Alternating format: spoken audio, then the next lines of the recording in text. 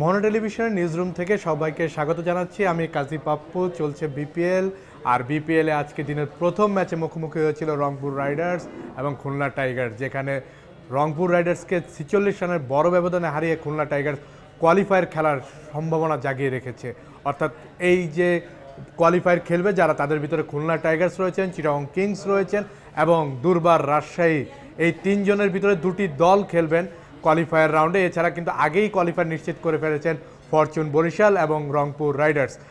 যেটা বললাম যে দুর্বার রাজশাহী এবারের বিপিএলে সবচেয়ে পরিচিত এবং সবচেয়ে আলোচনার একটি দল কিন্তু এই দুর্বার রাজশাহী। তারা সবচেয়ে বড় আলোচনা তারা ক্রিয়েট করেছে, সেটা হলো যে তারা এবার পেমেন্ট ইস্যু নিয়ে, অর্থাৎ একের পর এক পেমেন্ট ইস্যু নিয়ে তাদের ঝামেলা হচ্ছে। বারবার পেমেন্টের যে চেক দেওয়া হচ্ছিল ক্রিকেটারদের, সেই চেক বাউন্স করছে।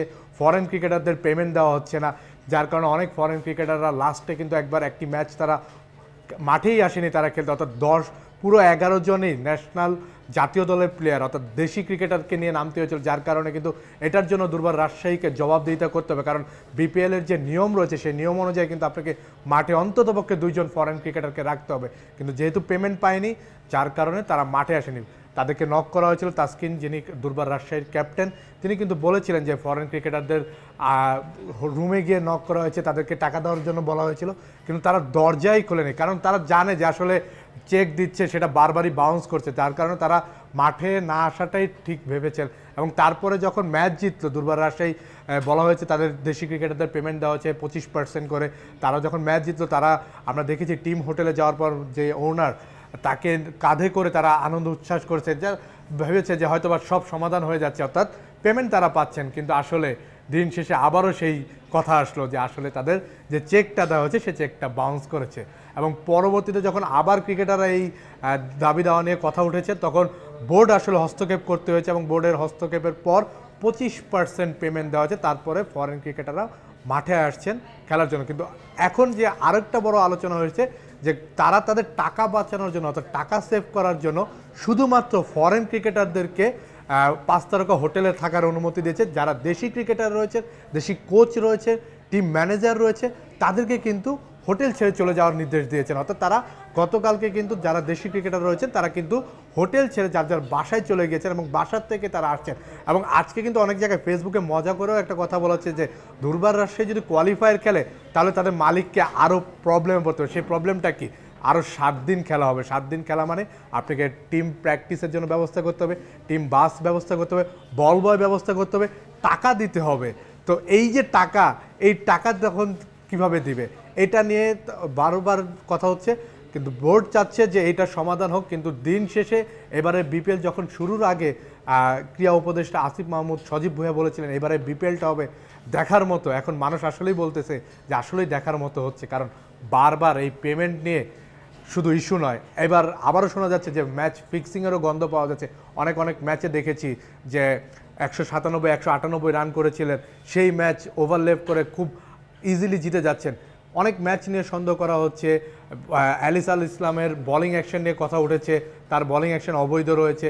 সব কিছু মিলে এবারে বিপিএলটা যেভাবে স্টার্ট করেছিল, আমরা রানের ফোয়ারা দেখেছি, আমরা ভেবেছিলাম যে না, নতুন বাংলাদেশের নতুন বিপিএল নতুনভাবে শুরু হয়েছে। কিন্তু যত সময় গড়িয়েছে বিপিএল কিন্তু কথা বাড়িয়েছে। অর্থাৎ কথা কিভাবে বাড়ালো? এই যে পেমেন্ট, প্লেয়ারদের পেমেন্ট, যার কারণে আপনি যদি পরবর্তী বিপিএল আয়োজন করতে যান তখন কিন্তু ফরেন ক্রিকেটারকে পেতে আপনার কষ্ট পেতে হবে। কারণ পেমেন্ট যখন না দেবে, এটা কিন্তু ইন্টারন্যাশনালি নিউজ হয়ে যায়। তখন তারা ভাবে যে আমি কেন আসবো এখানে, আমার তো টাকা পাবো না।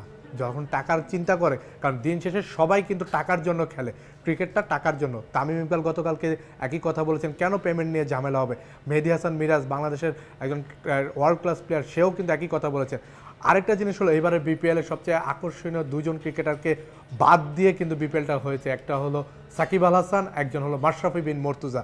এই 2 জনকে আপনারা জানেন যে চিটাগং কিংস এবারে বিপিএলের শুরুর আগে তাদের আইকন ক্রিকেটার হিসেবে সাকিব আল হাসানকে দলে ভিড়িয়েছিল এবং মাশরাফিকে ড্রাফট থেকে স্ট্রাইকার্স কিনেছিল। তাদের 2 জনকেও কিন্তু এবারে বিপিএলে দেখা যায়নি, যার কারণে কিন্তু অনেকটাই হতাশা হয়েছে তাদের যারা ফ্যান রয়েছেন তারা কিন্তু সেভাবে মাঠে আসেন, আবার যারা মাঠে এসেছেন তারা কিন্তু আলোড়ন তুলেছেন যে সাকিব আল হাসানের ফ্যান কিংবা মাশরাফির ফ্যান হিসেবে তারা কিন্তু প্ল্যাকার্ড বা বিভিন্ন কিছু নিয়ে মাঠে জোয়ার দিয়েছেন সাকিবকে মিস করছি অনেকেই বলছেন। এবং যারা প্ল্যাকার্ড লেখেন তারাও কিন্তু বলছেন যে এখন পর্যন্ত তারা যতগুলো প্ল্যাকার্ড লিখেছেন তার ভিতরে সবচেয়ে বেশি সাকিব আল হাসানের প্ল্যাকার্ডটা লেখা হয়েছে। আরেকটা জিনিস হলো এবারে বিপিএল নতুনত্ব এনেছেন যারা টিম ওনার রয়েছেন তারা কিন্তু কিছু হোস্ট বাইরে থেকে নিয়ে এসেছে। আমরা দেখেছি চিটাং কিংস ইয়াশা সাগরকে নিয়ে এসেছেন, কানাডিয়ান একজন মডেল। ঢাকা ক্যাপিটালস তারা বাদ পড়েছেন, কিন্তু বাদ পড়ার আগের দিন তারা একজন অস্ট্রেলিয়ান মডেলকে নিয়ে এসেছেন হোস্ট হিসেবে। চিটাং কিংস এবং এর পাশাপাশি ফরচুন বরিশাল তারা দেশীয় হোস্ট নিয়েছেন। দুর্বার রাজশাহী যাদের নিয়ে এত কথা হচ্ছে তারাও কিন্তু হোস্ট নিয়োগ দিয়েছেন।